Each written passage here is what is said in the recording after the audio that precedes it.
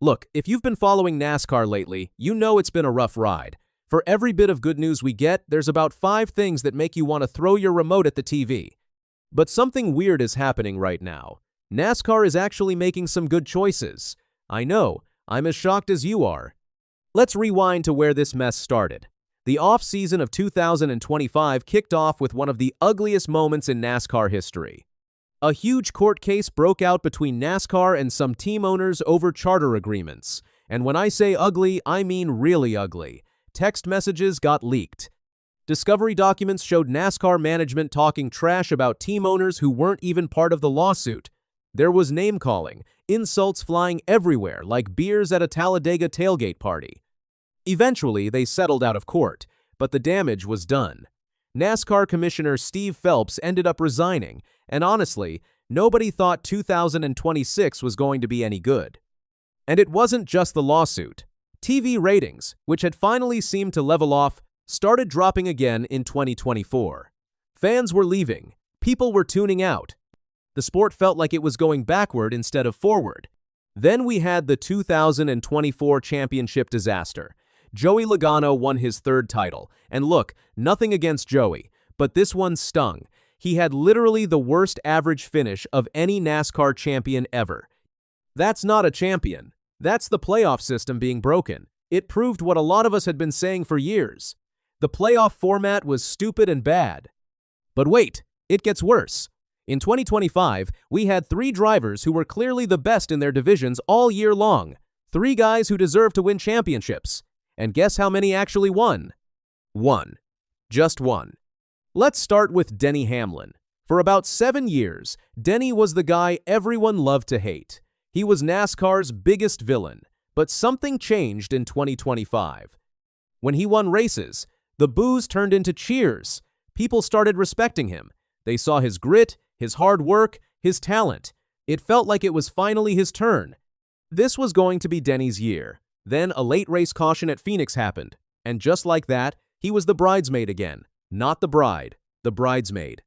Over in the Xfinity Series, Connor Zilisch had one of the best seasons in the history of the series, 10 wins. He was the only driver with a single-digit average finish all year.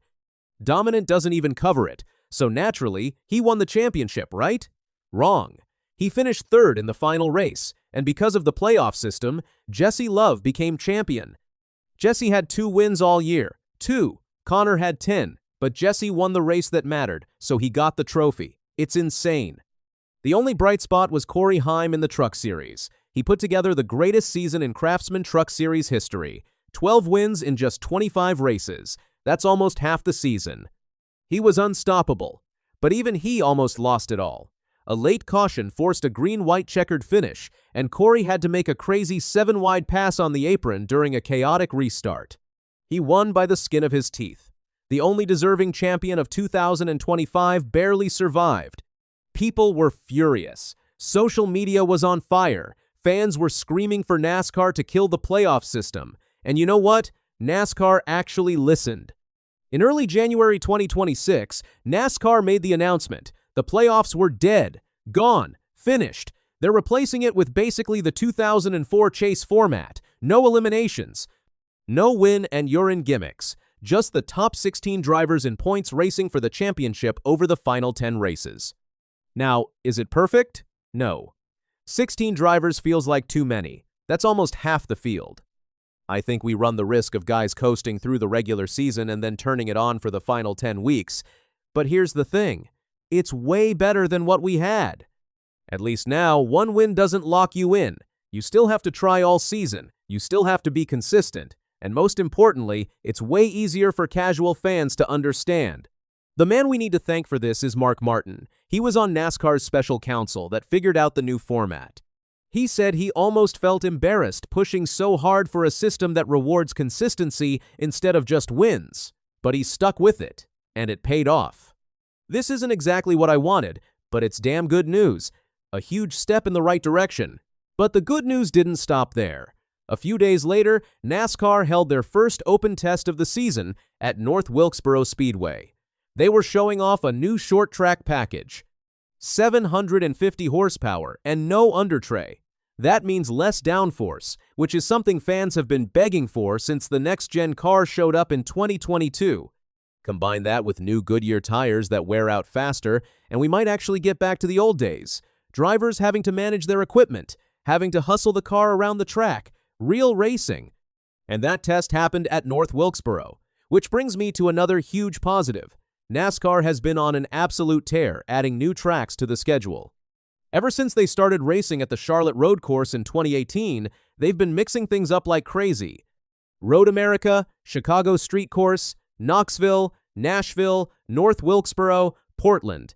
That's only about half of them. More are rumored to be coming. But here's what makes this even better. NASCAR isn't just chasing new markets. They're bringing back their old tracks too. Rockingham held its first NASCAR race in 12 years this past Easter weekend on a freshly paved surface. It was a massive hit. Every single race had packed grandstands, even the ARCA East race. The truck race was on a Friday afternoon, and about 30,000 people called out of work to be there. They stood shoulder to shoulder and watched some incredible racing. Easter weekend is usually a no-go for NASCAR, but this Friday and Saturday gambit worked perfectly. The race is back for 2026, and I'm definitely going again. NASCAR used the same strategy with Bowman Gray Stadium. They ran the Clash at the LA Coliseum for 2 years, got people excited, then brought it to Bowman Gray, one of their old legacy tracks. If you told me 10 years ago the Cup Series would be racing at Bowman Gray and Rockingham, I would have called you crazy. But here we are. This isn't just nostalgia. NASCAR is trying to win back the fans they lost over the past 20 years. They're reinvesting in communities and bringing life back to tracks everyone thought were dead. I want to see a Cup race in Montreal and bring in new fans, but I also want the old fans coming back and reliving the glory days. This two-way approach is exactly what I've been hoping for, and NASCAR is going all in. Of course, a race is only good if people can actually watch it. Ticket sales and TV ratings have dropped hard, but streaming? That's where NASCAR is finding success. Their deal with Amazon Prime was a game changer. 5 races streamed on Prime, and the timing worked out so that Amazon's 30-day free trial covered all 5 races. You could watch everything for free and cancel before paying a penny. The broadcast quality was top-notch. Dale Jr. was back as a color commentator. The camera work was perfect. Fox should honestly take notes. Sure, some people complained about not knowing how to watch, but overall it was a huge win.